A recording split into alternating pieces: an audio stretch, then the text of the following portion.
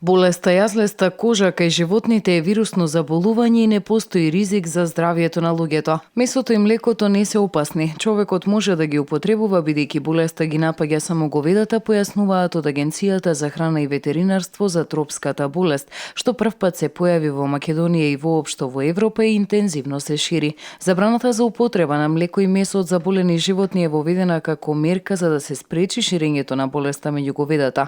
До пред 2 дена болеста беше потврдена кај 39 грла, а во контакт со нив биле 524 говеда, кои се потенцијално заразени. Тие ќе бидат нештетно отстранети. Болеста има во 14 општини со вкупно 34 жаришта.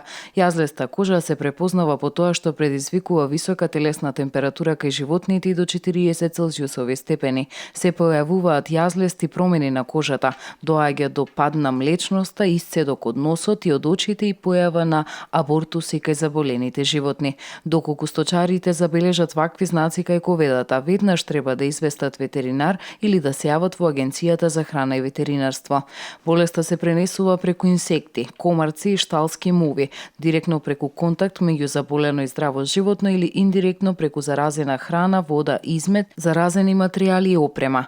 На сточарите им се препорачува да ги држат говедата затворени во штала и да не ги пуштаат на испаша, да не ги мешаат со говеда од соседните и од други одгледувалишта. На шталата да стават мрежи за заштита од инсекти и редовно да прават дезинсекција и дезинфекција, да користат средства против инсекти за да ги заштитат животните од убоди од инсекти.